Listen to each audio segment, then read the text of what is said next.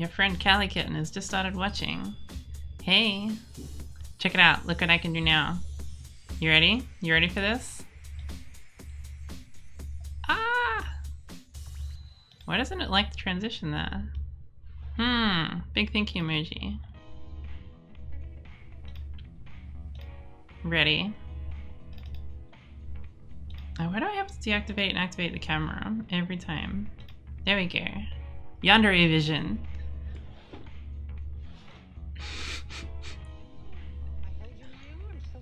Good. Me full anime now.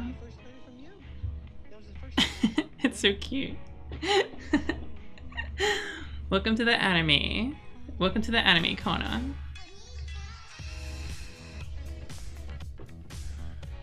Makes my lips look really pink. Yeah, I love it. Big vapey. Okay. Let's talk about Gwent, baby. Talking about you and me. Bam. There we go. What up? Transition. Alright, so from the top, Gwent has released a, I guess, news post on their website. Basically, they have outlined their roadmap for going forward, what they're going to develop and put into Gwent. Gwent has a lot of issues, admittedly. There's a lot of things like the coin flip bug, coin flip fix? I don't know, it's not really a bug, but it's also just like degenerative gameplay encouraging. So how that works is basically on the second round of a 3-round match, if you go first, you have the opportunity to just dry pass. Just pass right away without playing anything, and it encourages the other player to hit you with that. Yeah, basically you have to play a card in order to win that round because you lost the first round, putting you at a card deficit. And it's a strategy that everyone kind of just has to adopt, and it sucks, but dry passing does coin flip issue. But yeah, basically another issue that I'm going to say that Gwent has is accessibility. It's pretty complicated. There's a lot of really complicated card interactions, and it's not doing itself by any favors by being so like 3 rows, so many numbers. Like without a computer doing all the math for you, you couldn't really keep up with the math that you're doing. Like you can kind of calculate what a card play is going to eventuate to and whether that beats their board, but compare that to things like Hearthstone and Shadowverse, where you've just got a big old number and then you drag it to the face and then you deal a certain amount of damage. It's because it's like a battle of numbers and you just have to have the highest number, like that's inherent to Gwent. I think it's... Oh, okay, that's really interesting. Overall win rates are 60% if you go second and 40% if you go first. So yeah, pretty much it's kind of a no skill gameplay gap, and I think they really do need to address it. Let's see, what else would I say is a problem with Gwent other than accessibility? I feel like the introductory single player stuff is kind of a bit meh, but it definitely like allows people to get the hang of some basic card archetypes right now. But unless you've played the Witcher games, you're going to have a little bit of trouble getting your head around the board state. And this is a common complaint that a lot of friends of mine talk about. It's just kind of hard to keep track of what's going on. So lack of identity, things like rows mean nothing. Yeah. So if you compare this to the original Gwent for The Witcher 3, cards had to be played on certain rows. The idea is that if you have a siege engine, it can only go on the siege engine row. But as they released it and tried to make a competitive card game out of it, they realized that this is very limiting, and they kind of just let anyone play anything on any row. Another change they also made is the Commander's Horn no longer boosts the entire row. It only boosts 5 units in that row, which might as well be the entire row, but yeah. It doesn't double their strength as well, so that's such a huge play. So in order to make things more competitive, they've been making changes to how these card card games work and how these systems work. They also have changed weather effects. Weather effects in the original Gwent 3 Witcher card game make all the units on the row equal 1 strength, which is incredibly overpowered. Now they kind of just tick and drain away at your units on that row, so it's not nice to be under weather, but it's definitely something that you can play around, and it's not just like a dominant strategy. So they kind of untangled a lot of the problems with the Gwent 3, with the Witcher 3 card game version of the game. Like, they've made it more competitive and made it more interesting. But I still feel like there's a lot in the way of getting people new to the game, getting into it. Like, the art is amazing and the world is amazing, but if you're not a huge card game player, you may not have the patience or know-how on where to get started with that. So yeah, let's talk about the Homecoming thing. This is basically them saying, like, this is what's coming up, this is what's happening, this is our plans to change Gwent for the better, I hope. It's still in beta, and that's important to remember. Like, they're making sweeping rules changes, they're making sweeping mechanical changes, and they have been since Gwent first came out. And I actually really like this version of Gwent that's out. I played a ton. I'm rank 18 at the moment, which isn't a huge rank, but it's still like something that I want to do. Like, it's just fun. So the Gwent Homecoming roadmap is kind of a great idea of, like, a roadmap in programming is basically, these are the features that we're planning on working on. Communicating that to people gives them, like, ideas of what's in the pipeline, and, you know, gives people an idea of what to expect from Gwent, or any product, I suppose. So it's exciting to see when developers are just communicative with their audience, especially around games. Yes, yeah, I love current Gwent. The cards are just, like, godlike, very pretty, and yeah. So let's see. So, open letter from the development team, basically.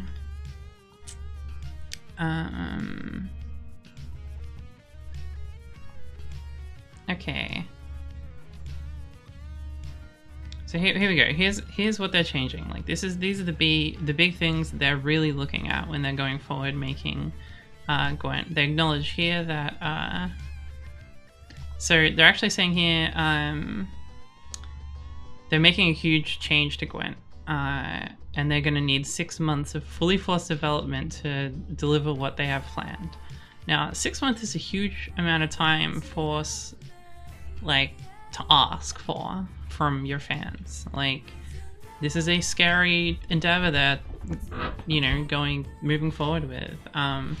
Like, that's, like, think about yourself 6 months previous from now. Like,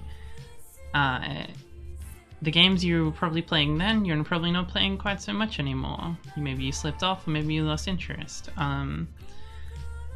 I know Swim was saying that he doesn't know if he will still be playing it in 6 months, which is an interesting thing. He's a fellow streamer. He has to think about his livelihood, and if the game is not receiving updates for 6 months, that can really, like, kind of make a game a little bit stale. Like, I feel like this coming out maybe now instead of, like, 2 months ago when the coin flip issue was made aware, like, mostly talked about in, you know, in Reddit and things like that. I feel like doing this now instead of then, yeah, I think they could have addressed this sooner, and they think they could have said this sooner, and just said 7 months, you know? But I guess they needed time to plan and time to look at, like, really look at what they're doing and identify that what they need is a whole new approach to how they build Gwent. So they've declared that they're going to do two big updates before then. So 2 updates during this time, one in April which is this month. It will introduce the missing premium cards, so some cards don't have premium versions yet. They're just going to be fixing that up. And I think they said they were going to do an event for this, so I think you're having a enhanced chance of getting a premium card in all kegs. I know I've been saving my resources, and I know a lot of other people have. And they're also adding in faction-specific board skins, which is kind of cool. Like that's really cool. They have never changed like board flair, I suppose. So this is going to be really interesting. Something that this entire post doesn't address is the use of Gwent Op, which is something that I use as well, and pretty much most competitive players use, which counts what cards are in the rest of your deck, and it helps calculate what the point difference is between both factions, both sides of the boards and stuff, and it kind of makes the game a little bit not as fun to play if you don't have Gwent Op running. So that's a bit of a, like, if there's demand for that stuff, I think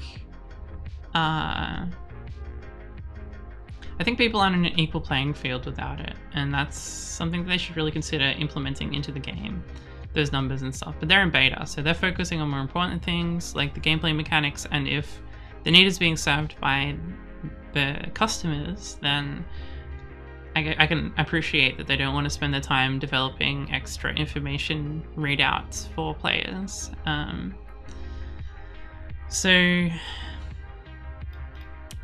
they're also releasing a patch in May which will balance out the game, War Dancer included. I'll go over what War Dancer is in a second, with new approach to the create mechanics. So these are two different issues. So War Dancer is a card in Scoia'tael. It's pronounced squirrels. So Scoia'tael. Scoia squirrels. So War Dancer, a card that comes out and says, "I'm too fast for you, Dwan." Dwan is a Elvish word for like humans. In the lore of Witcher 3, which I'm a big fan of. I love the universe of Witcher 3. Basically, it's a card that if you discard it from your hand, it plays out onto the field, and this makes the coin flip mechanic even more interesting, because if you dry pass at the same time as putting a War Dancer down, or you have a War Dancer out, someone can't dry pass you. Like someone can't just flip the turn to you, and someone would have to play more than 3 on their turn if you just dry pass on them. So definitely a huge up for Scoia'tael. In fact, I'm pretty sure this is. I'd love to look at the mechanics of decks that don't have War Dancer versus decks that do have War Dancer, also aligned with who goes first and who goes second, to kind of see the stats about like how powerful that card is, because it changes such a fundamental meta of the game, like a fundamental mechanic of the game, like the coin flip turn, because it plays with that, and it's the only card that does. Well, there's other cards. There's what's his name? The undead one, the silver. What's his name? I can't remember. He was in the DLC. Resilience also affects the coin flip turn. Headless Man. Yeah, perfect. Nailed it. Yeah, but anyway, he comes out of the graveyard on the start of your turn, and it means that they can't dry pass you. So it really affects this like core mechanic of the game, and I'm starting to see more decks that either run that Headless Man, and yeah, there's other resilience cards and stuff, and I'm seeing most decks have at least one mechanic like this now, just because of that coin flip bug. Whether that's a meta call, I don't know. I personally, it doesn't really feel like very, like if your cards start having like core requirements based on mechanics of the game, like it feels like you wouldn't include that card for any other reason, and that makes it I don't know, it's not really an interesting decision to include that card, and so it has limited scope. So yeah, I can really see that they want to address this, and I'm not sure how they're going to do it. They have talked about giving each faction leader an initiative score, so if I am like it would give me more incentive to use a different leader over another one that has a slower score. And that's a really interesting way to balance that. So basically on turn 2, whoever has the highest initiative score goes first, and so you can play around that expectation, which is a bit more interesting. But it may also be focusing their design space on something that should be fixed anyway, in like kind of patching, kind of just like putting paint over the wall, just being like, nope, doesn't exist, don't worry about it. I think it's fair to say it's the only card that can avoid a drive pass without setup. Yeah. You're not wrong. A new approach to the create mechanic. Now that's something that they've talked about. So how create works is they've added something to each class that basically goes, look at all the cards in Gwent and pick one of 3. Or, you know, all the cards in your faction. These are the runestones I'm talking about, of course. And the create mechanic, basically, a lot of people feel like it's RNG. Like, the problem with RNG is sometimes I need that weather clear, and I'll play that runestone and hope I get something that has, like, weather clear. But that's not, like, a lot of the times I don't get that. So it's a lot of,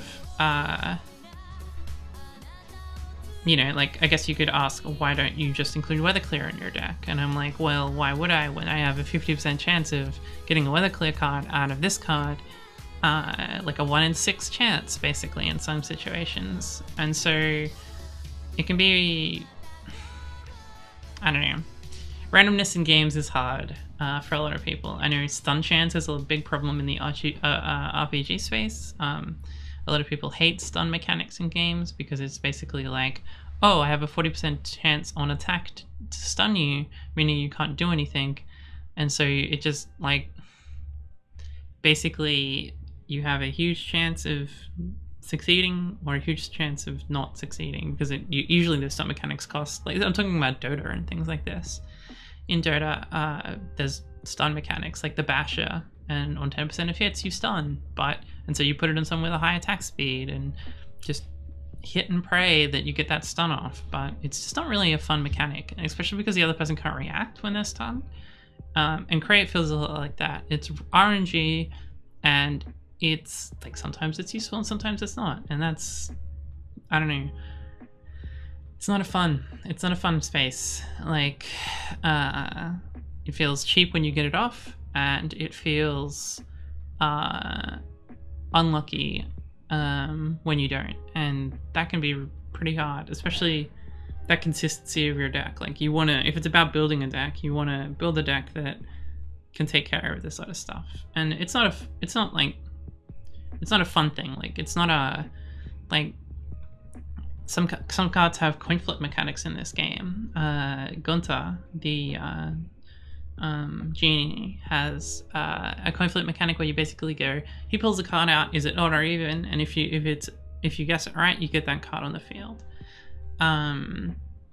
So, like, that feels like a more interesting, like, okay, this definitely is a shot in the dark card, and some people will have that. Like, some cards create legendaries, and you may get Gunther, and then you're like, okay, I'm just gonna roll with it. I'm just gonna hope I'm lucky. We're gonna bet on chance, and that's interesting. But I don't think create, like, as an RNG mechanic, is it's more frustrating than it is fun. Sometimes you do get what you want, and that's exciting. Sometimes you get something crazy and you have to play around it. Other times you just get 3 shit cards and you're just like, why am I playing a silver? Why am I wasting my silver slot on this card? So they're saying in 6 months, Homecoming concludes, we'll be out of beta and release Thronebreaker at the same time. Don't worry about your progress. Homecoming is complete. For a limited time, you'll be able to mill all of their cards for full value. Regarding our esports activities, for now, our calendar is not changing. So they're still running Gwent Open and lots of other competitive events around the current card game. So Thronebaker, I think they talk about it at the bottom, but we'll get there. I think it's just a single player expat.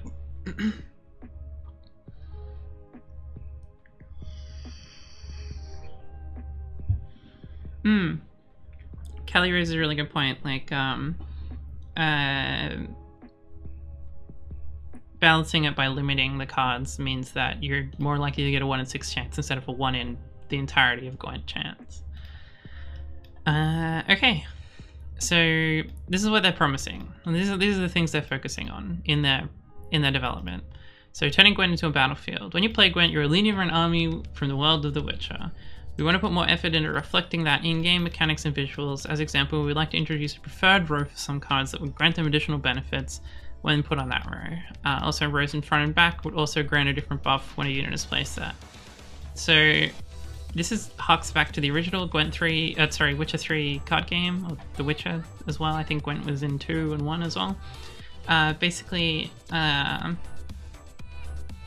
means that infantry units go in the melee row, siege units go in the siege row, and there's a reason for that. There's a bonus, but by putting buffs depending on where they land, it could be really interesting to see that play out, like whether melee have boost people around them or siege has double the effect or something like that. Like, it could be really interesting to turn positioning like into a better decision-making process. Like, do I play my siege unit on the front row and not get my ability because there's something threatening the siege row, for example? So it would make like the board positioning a lot more interesting, things like that. So yeah, I'm into that. I think that's a cool thing to look at. Upgrading the board. Currently the rows don't have an impact on gameplay. We can, if we count the hands of both players, we're looking at 8 rows in total. If we count the hands of both players, 8 rows. So yeah, the hand is 1 row. Siege ranged melee rows on both players' sides. So there's 8 positions in the game currently.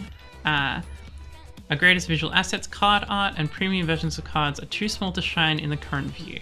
So when you have 50 units on the board, you don't get to see that shiny card art that just looks amazing. But they're pretty generous with premium cards too. So, you know, you can get a lot of pretty cards out basically, and they always look pretty when they're played, I think. So I don't agree that they're not. Like, maybe they're too small to shine when they're played out, but when they come out, it's still just like that feeling of when that impact. And you can always zoom into the cards as well. So I don't have a huge problem with this. I don't think that's a fair assessment. What we're aiming for is a complete overhaul of the visual experience. The redesign will leave no stone unturned. We're even considering cutting one of the rows and leaving only melee and range. It's still something that requires extensive testing, but we're that serious about making things work. So that's really interesting. That would just cut the siege row, and instead it would just be melee and range rows and the hands of both players. So I'm into that. I think that's a good way of simplifying what Gwent is, which is pretty much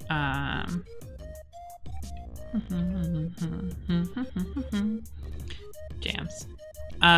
Okay, so yeah, the problem, I don't know if this makes it still easier to read. I still think people who have accessibility issues with the card game are gonna still have those problems with 2 rows, even if they have 3 rows. So,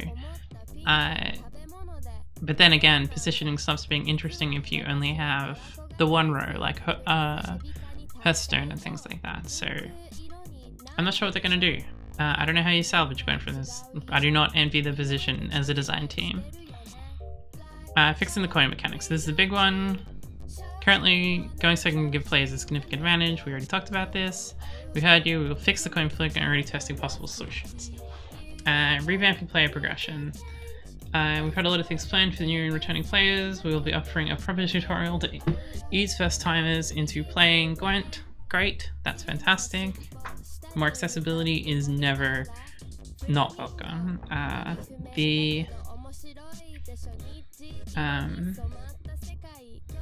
Yeah, it is really hard to fix the visibility problem when there's like 50 cards out. So Bit tricky. I don't know how they're going to solve that one. So there will be a new leveling system, achievements, and revised rank mode. All suitable rewards. I don't know how I feel about achievements. I much prefer if they revamp the quest mode, the quests in there.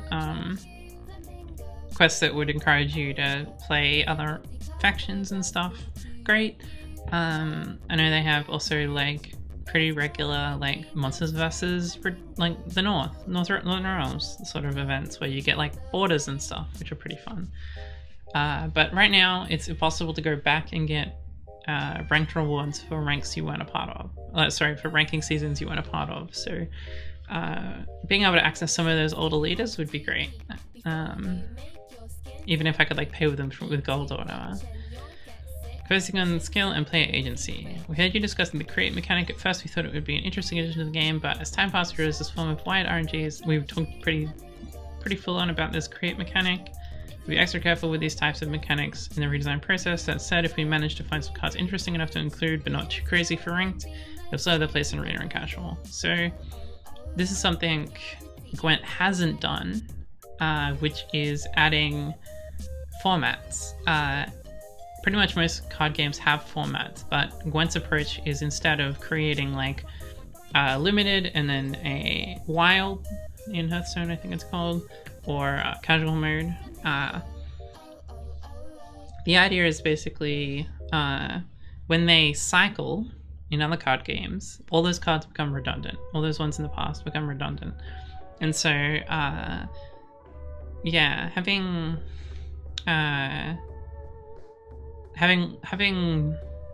different formats like limited and casual and stuff like that.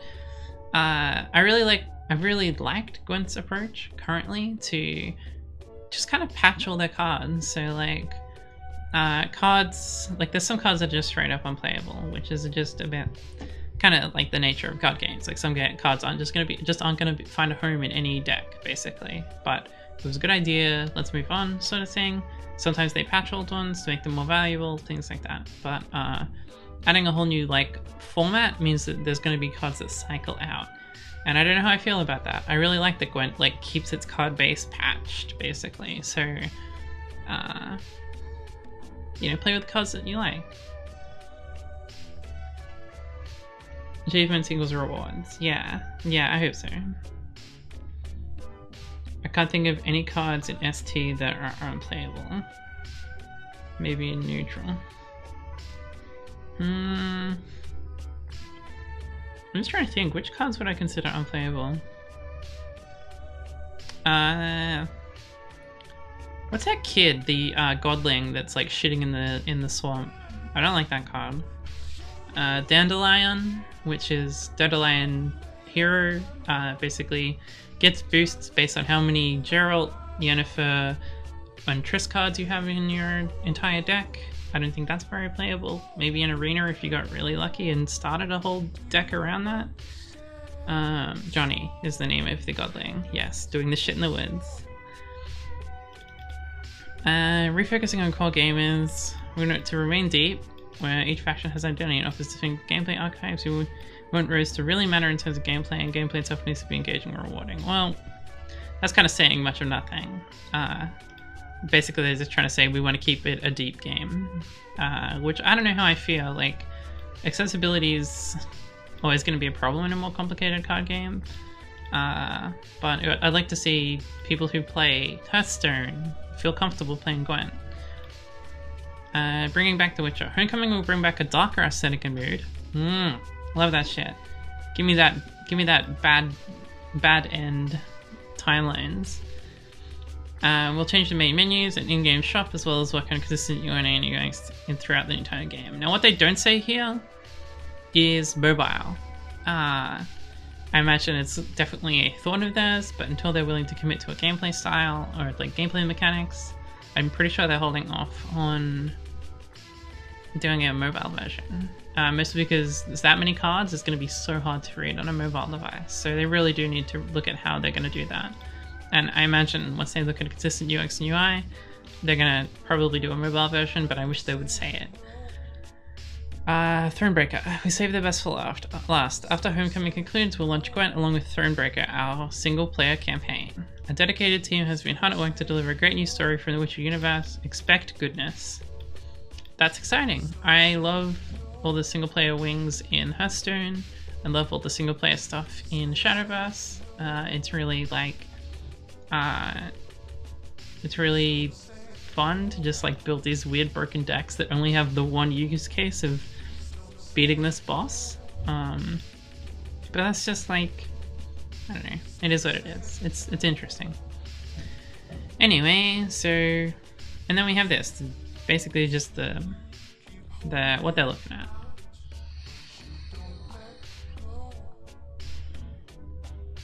Big vape. Get them vapes. Yeah, single player also makes a very good stepping stone for new players. I agree with that, definitely. A way to play without risking losing to a human. Yeah, it kind of gives people time to reflect and think about how cards work. But I think also some frustration if you don't understand gameplay mechanics and why you're losing. It can be very frustrating, especially in a single player vacuum. But yeah, tutorialize. They said they're gonna tutorialize some of the new player stuff, so that's pretty exciting. Anyway, so let's get my unbiased take. Here we go. Hello. I think that I really want to play this new. I really want to play the testing version. I just want to check out what they're going to do to the game. I think it's. I'm in love. I want it. I want them to do it. 6 months is a long time to ask people to wait. But I think the quality that the Gwent team provides for the game, they could release things faster. But that's my only like criticism really. And if they're asking for our time and patience, I'll see where I am in 6 months. Like maybe I'll hate card games, but I doubt it. I love card games, and it might just be like, yeah, like I don't think I'll hate it. I think I'll be patient. There's a lot of other games I've been meaning to play anyway, so a lot of people might fall off Gwent for a few months and then come back. Or they may check out the new patches to the coin flip mechanic and the create mechanic, and then just come back in 6 months. And that's a hard thing to do to your game, but if the overall product fixes a lot of the main problems, sometimes waiting on a release and doing something like right turns out alright. I don't know. I trust them, right? Like that's my take on it, I suppose. Take me to the vaporwave hell. I'm ready. Anyway,